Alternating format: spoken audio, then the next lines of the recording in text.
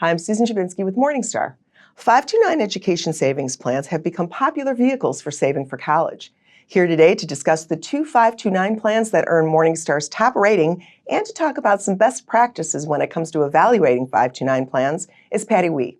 Patty is a senior analyst with Morningstar Research Services and leads Morningstar's 529 plan research. Nice to see you, Patty. Hi, Susan.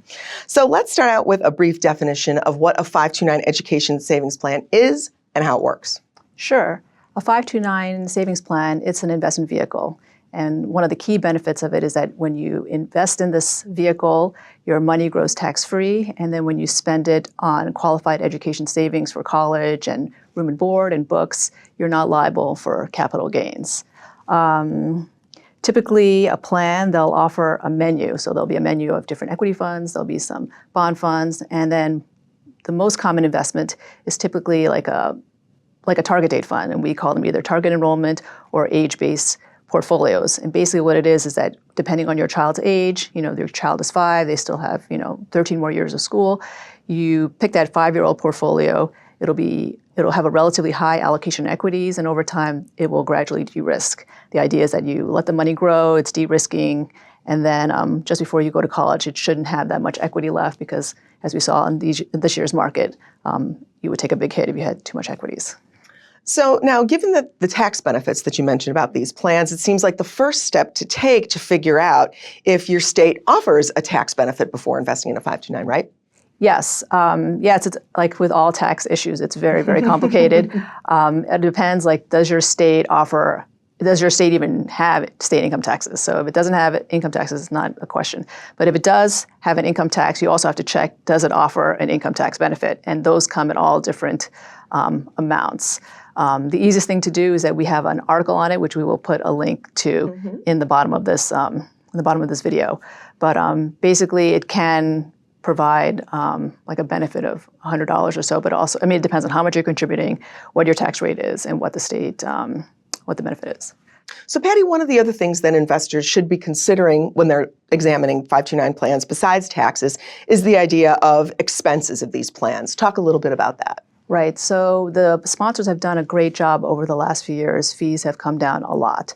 And so for a lot of direct sold plans, which are plans that you can just access on your own, usually through the internet, a lot of these plans, they offer mostly really cheap index funds. Their target enrollment and their age-based portfolios hold low-cost index funds.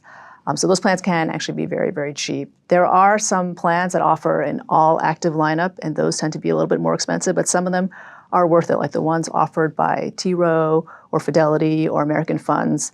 They are more expensive, but the underlying holdings are these top-rated funds from those houses, so we like those plans too.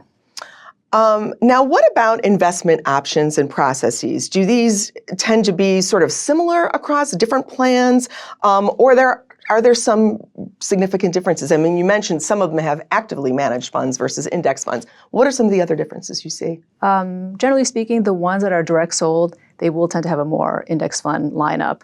The ones that are advisor sold, they tend to have a much bigger menu because you have an advisor helping you. They'll have maybe more asset classes, and they'll have a mix of active and index funds that you can choose from. So Morningstar, of course, rates 529 plans, and there are two plans that currently hold our highest rating of gold. The first gold-rated plan is the Michigan Education Savings Program, which is managed by TIAA-CREF. Why do we think so highly of this plan? Yes, so very importantly, it's a well-designed plan. It has low fees. We like that very much. And also the state that sponsors it, their governance and their oversight over the plan is very, very strong. So they recently moved to a target enrollment structure. They used to have an age-based structure. Target enrollment is a smoother glide down. The equity trims are smaller, so that is better. So if a market, there's less market timing risk with a smoother glide path.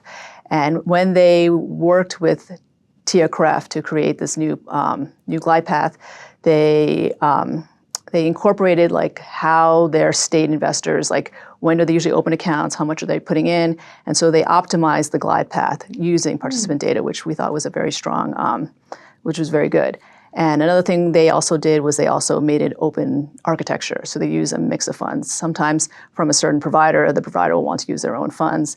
In this plan, they use a mix of Vanguard and other funds as well. So an open architecture also is a very good. Interesting. And then the second gold-rated plan is Utah's My 529 plan. And this is the only plan that has consistently earned a gold rating every year for the past decade since Morningstar started rating 529 plans, which seems quite noteworthy. What is this plan doing right? Right. So similar to the Michigan plan, very, very strong state oversight. They use a progressive glide path. They use low-cost index funds as underlying holdings.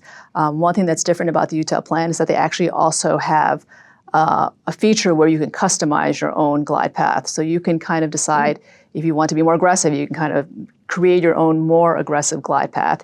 And then you can also pick the underlying funds to build it. They offer you a mix of Vanguard and DFA funds.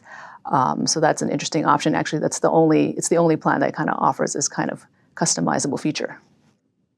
Well, Patty, thanks for your time today. We always enjoy talking with you about 529 plans. Thanks, Susan. And for those viewers who are interested in seeing Morningstar's 529 plan ratings, we will provide a link to those ratings at the end of this transcript. I'm Susan Jabinski. Thanks for tuning in.